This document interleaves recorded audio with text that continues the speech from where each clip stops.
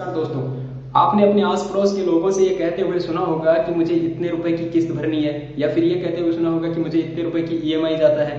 तो आपके मन में ये सवाल जरूर आता होगा कि यार ये ईएमआई होता क्या है। तो बेसिकली यहाँ पे ईएमआई और किस्त जो वर्ड है वो दोनों एक ही चीज है।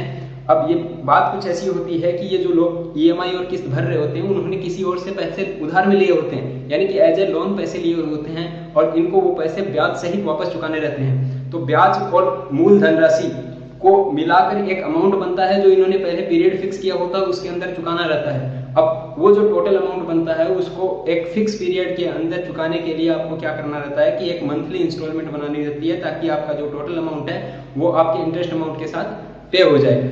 अब इसी को कहते हैं ईएमआई। अब ईएमआई की बाकी सारी जानकारी जो है मैं आपको पूरे बोर्ड पे समझाऊंगा कि ईएमआई का कैलकुलेशन कैसे करते हैं, किस तरीके के लोन पे किस तरीके से ईएमआई पे करनी चाहिए और पे करने के तरीके कितने हैं, यानी कि किस तरीके से अगर आप ईएमआई पे करेंगे तो आपको जो कॉस्ट है वो कम पड़ती है। ठीक है, तो चलिए देखते हैं। जब भी आपको ज़्यादा पैसों की ज़रूरत पड़ती है तो आप क्या करते हैं, किसी फाइनेंस कंपनी के पास या बैंक के पास जाते हैं। अब आपको ज़्यादा पैसों की ज़रूरत जो है वो किसी भी काम के लिए पड़ सकती है, जैसे घर बनाने के लिए, कार खरीदने के लिए, या दूसरी कोई व्हीकल खरीदने के लिए, या फिर बिजनेस करने के लिए। तो ऐसा काम करने के लिए आपको क्या करना पड़ेगा, पैसे उधार लेने पड़ेंगे, यानी कि एज ए लोन अमाउंट आपको किसी के पास से उधार लेना पड़ेगा। उधार लेने के लिए आपके पास रास्ते होते हैं, या तो बैंक के पास जाइए या फिर अदर जो दूसरी फाइनेंस कंपनी है जो लोन अमाउंट देती हैं उनके पास जाइए। अगर आपका लोन अमाउंट अप्रूव हो जाता है, लोन अमाउंट अप्रूव हो जाता है तो आपको क्या करना है, इसको रिटर्न पे करना है। और रिटर्न पे करने के लिए आपको क्या करना पड़ेगा, उसको जो अमाउंट आपने लिया है उसका एक रेट ऑफ इंटरेस्ट रहेगा और एक टाइम पीरियड रहेगा। उस टाइम पीरियड के अंदर जो रेट ऑफ इंटरेस्ट बन रहा है उसको मिला के आपको पे करना रहेगा। इसका मतलब ये हुआ कि आपको एक प्रिंसिपल अमाउंट पे करना है और एक आपको इंटरेस्ट अमाउंट पे करना है। इस दोनों को मिला के पे करने के कई तरीके होते हैं। या तो आप सिंपल इंटरेस्ट से दे सकते हैं, यानी कि साधारण ब्याज से, या फिर कंपाउंड इंटरेस्ट से आपसे रिटर्न मांग सकता है, या फिर एक दूसरा तरीका होता है ईएमआई का। ईएमआई क्या होता है, इक्वेटेड मंथली इंस्टॉलमेंट, यानी कि इक्वेटेड का मतलब होता है किसी चीज को बराबर हिस्सों में बांटना, यानी कि आपने जो लोन अमाउंट पे करना है उसी को आप मंथली बराबर हिस्सों में बांटकर पे करेंगे। इसी का मतलब होता है ईएमआई। अब ईएमआई पे करने के भी जो कई तरीके हैं, जिनसे एक तरीका है flat rate method. Flat rate method में क्या होता है कि इसमें आपके हमेशा जो है इंटरेस्ट अमाउंट फिक्स रहता है, जैसे जितने टाइम पीरियड के लिए आपने लोन चुकाना है उस टाइम पीरियड का एक इंटरेस्ट अमाउंट और आपका प्रिंसिपल अमाउंट वो जोड़ दिया जाता है, और जितने टाइम पीरियड में, मान लो जितने मंथ में आपको चुकाना होता है उससे डिवाइड करके मंथ का एक रेट निकाल दिया जाता है। और इंटरेस्ट रेट रिड्यूसिंग मेथड में क्या होता है कि जैसे आप ईएमआई पे करते जाएंगे वैसे वैसे आपका जो प्रिंसिपल अमाउंट होता है वो धीरे धीरे कम होता जाता है। उसके हिसाब से आपका जो अमाउंट बचा है जो पे करने के लिए पेएबल है उसके ऊपर आपका जो इंटरेस्ट प्राइस होगा वो धीरे धीरे घटता जाएगा। तो इन दोनों मेथड के बारे में आप डिटेल से देखेंगे। तो देखिए, ईएमआई पे करने का जो फ्लैटेड मेथड है उसमें क्या होगा, जैसे मान लो कि एक एग्जांपल लेते हैं हम कि आपने 1 लाख रुपए का किसी से लोन लिया है और उसकी इंटरेस्ट रेट जो है वो 10% रखी है पर ईयर, और आपको पे करना है उसको 3 साल के अंदर। 3 साल का मतलब है 36 मंथ के अंदर। तो इसका जो सिंपल इंटरेस्ट निकलेगा वो कैसे निकलेगा, 1 लाख इंटू 3 इंटू 10/100। तो ये कितना हो जाएगा, 30,000। ये आपका इंटरेस्ट अमाउंट हो जाएगा। अब टोटल पे करना कितना है आपको, loan principal amount plus interest amount, यानी कि 1,30,000। ठीक है, अब आपको ये हो गया टोटल पे करना है इतना। तो आपका मंथली पे क्या होगा, यानी कि ईएमआई क्या होगा आपका, इस हिसाब से 1,30,000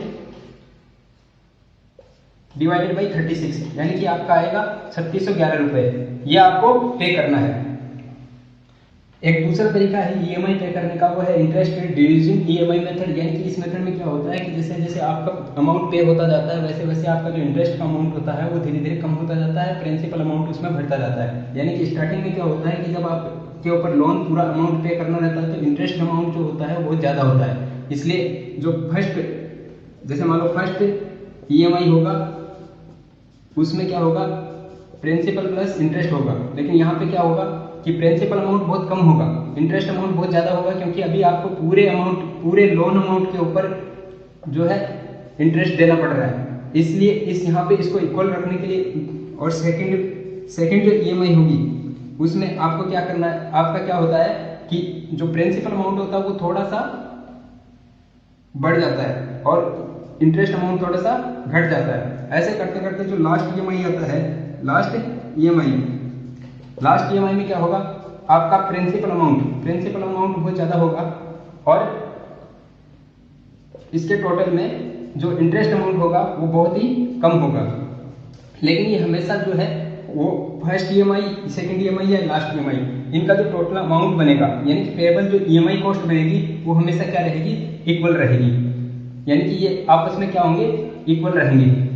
आपको इक्वल अमाउंट ही पे करना रहता है। जो अमाउंट आपका ईएमआई का कॉस्ट बन रहा है उस कॉस्ट के अंदर आपके एक प्रिंसिपल अमाउंट होता है, एक इंटरेस्ट अमाउंट रहता है, उसी के लिए रहेगी।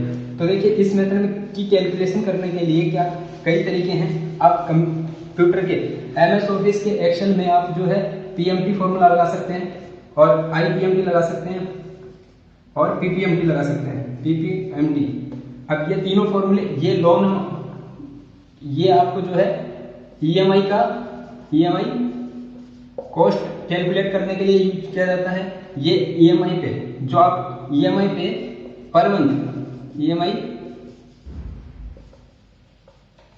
पर मंथ इंटरेस्ट कैलकुलेट करने के लिए किया जाता है और ये ईएमआई में per month principal amount calculate करने के लिए ये यूज किया जाता है। इन तीनों के बारे में मैं डिटेल से कंप्यूटर के ऊपर एक बार फिर से बता दूंगा, लेकिन इसके अलावा जो मैथमेटिकल तरीके हैं उसमें आपको बताता हूं कि इसके लिए जो फॉर्मूला है ईएमआई का कॉस्ट निकालने के लिए, एक फॉर्मूला है वो इस तरीके से है कि P इंटू आर, यहाँ पे आएगा 1 प्लस आर की पावर n और अपॉन में रहेगा 1 प्लस आर की पावर n माइनस 1। अब यहाँ पे जो टर्म्स यूज की हैं वो यहाँ पे देखिए। P आपका क्या है, प्रिंसिपल अमाउंट,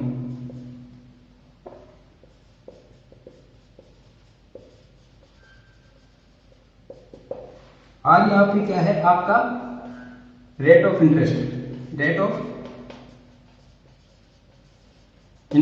इसको यहाँ पे जो पेश किया जाता है, यहाँ पे जो फॉर्मूले में मान रखा जाता है वो रखा जाता है फ्रैक्शन वैल्यू। यानी फ्रैक्शन वैल्यू क्या रहेगी, आपको यहाँ पे परसेंटेज में दिया रहेगा तो उसको क्या करना है, फ्रैक्शन वैल्यू में बनाने के लिए R/100 करना है।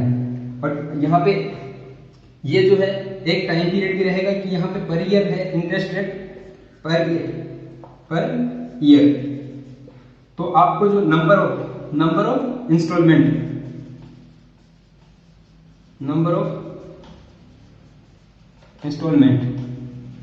यहाँ पे, यानी कि ये हो गया आपका प्रिंसिपल अमाउंट। आज यहाँ पे है रेट ऑफ इंटरेस्ट, जिसको आपको किस फॉर्म में लिखना है, फ्रैक्शन फॉर्म में। यानी और ये यहाँ पे आ रहे हैं और उसके बाद में नंबर ऑफ इंस्टॉलमेंट। इस फॉर्मूले से आप जो है ईएमआई कैलकुलेट कर सकते हैं। तो इसके लिए आप एक एग्जांपल लेके देखते हैं कि अगर मान लो आपने किसी से 1 लाख रुपए का लोन लिया है, यानी कि प्रिंसिपल अमाउंट आपका क्या है 1 लाख रुपए, आपकी रेट ऑफ इंटरेस्ट क्या है 10%। इसका फ्रैक्शन वैल्यू क्या हो जाएगा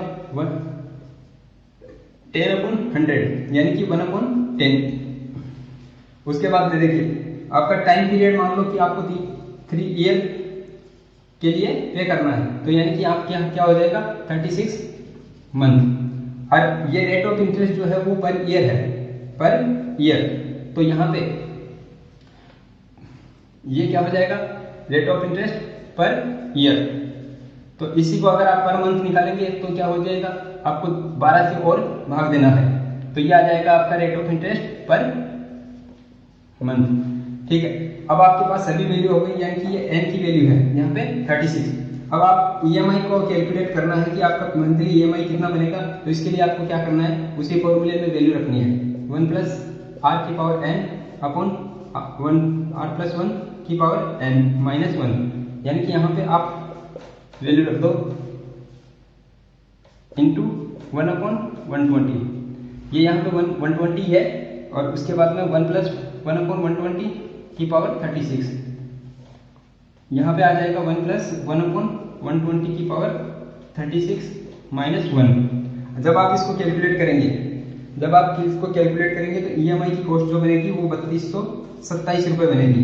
ठीक है, और आपका जो टोटल अमाउंट, टोटल पे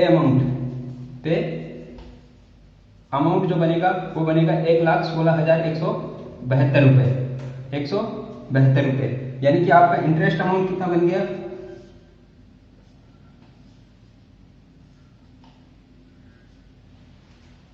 इंटरेस्ट अमाउंट कितना बन गया, 16,172 ये आपका इंटरेस्ट अमाउंट बन गया। एक्चुअली ये जो कॉस्ट आ रही है वो आपकी EMI cost, EMI into number of installment से को कैलकुलेट करेंगे तो भी आ जाएगी। ठीक है, यहां से आप ये निकालना है तो आपको क्या करना है, इसमें से प्रिंसिपल अमाउंट माइनस कर देना है तो आपका इंटरेस्ट अमाउंट आ जाएगा। ठीक है, तो इस तरीके से आपने देखा है कि यहाँ पे जो कॉस्ट बन रही है वो ₹3227 बन रही है, और जो पीछे वाला फ्लैट रेट मेथड था उसमें आपकी जो कॉस्ट बन रही है ₹3611। यानी कि जो पहले वाला मेथड था उसके अंदर आपको ईएमआई की कॉस्ट जो है वो ज्यादा देनी पड़ रही थी। ठीक है, इसी के लिए हम एक दूसरा और तरीका निकालते हैं। अभी हम देखेंगे ईएमआई कैलकुलेशन की शॉर्ट ट्रिक, यानी कि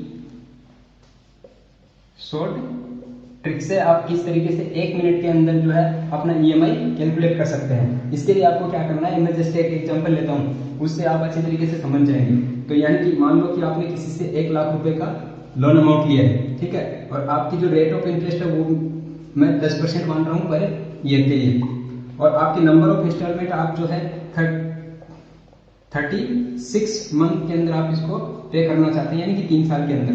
ठीक है, इसके लिए आपको क्या करना है, पहले इसका एसआई याद करना है।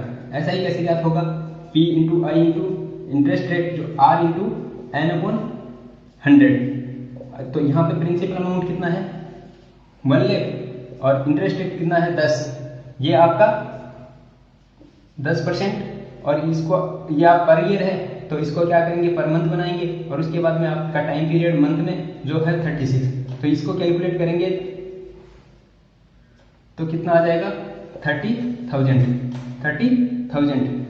अब 30,000 आपका क्या हो गया, एसआई हो गया। इस एसआई को क्या करना है, आपको एसआई को डिवाइड करना है 1/819 से, यानी कि 30,000 जो है वो इसको आप 1.819 से, ये फिक्स वैल्यू है, ये एक कांस्टेंट वैल्यू है, इससे आप कैलकुलेट 16,493 रुपए। अब आपको क्या करना है कि आपको टोटल जो अमाउंट बना, यानी कि ये तो आपका क्या हुआ इंटरेस्ट अमाउंट, ये तो ईएमआई इंटरेस्ट बना, ईएमआई इंटरेस्ट कैलकुलेट किया है हमने। अब टोटल अमाउंट क्या होगा, टोटल पेएबल अमाउंट क्या बनेगा आपका, प्रिंसिपल प्लस इंटरेस्ट। ठीक है, तो आप वो कितना हो जाएगा, आपने 1 लाख रुपए का लोन लिया है, 16,493 रुपए आपके बन रहे हैं, तो आपका क्या हो जाएगा 1,16,493 रुपए। जब आप इससे, ये आपका टोटल अमाउंट बना है, अब आप इसको 36 मंथ में डिवाइड करेंगे तो आपका ईएमआई कॉस्ट आ जाएगा। ठीक है, ईएमआई कॉस्ट कैलकुलेट कैसे होगा, अगर आप इसमें 36 का भाग देते हैं, ये जो टोटल अमाउंट बना है उसमें 36 का भाग देते हैं, तो आपका जो ईएमआई कॉस्ट बनेगा वो बनेगा 3,235 रुपए। ठीक है, अब आपने तीनों मेथड देखे, यानी कि तीनों मेथड देखे जिनके अंदर आपको ईएमआई की कॉस्ट जो है वो अलग अलग पड़ रही है, लेकिन ये जो शॉर्ट ट्रिक तरीका है और जो रिड्यूसिंग मेथड है, जो फॉर्मूले से हम निकालते हैं, वो कॉस्ट लगभग दोनों की बराबर आती है। ठीक है, तो इससे आप जो है 1 मिनट के अंदर अपना ईएमआई कॉस्ट कैलकुलेट कर सकते हैं।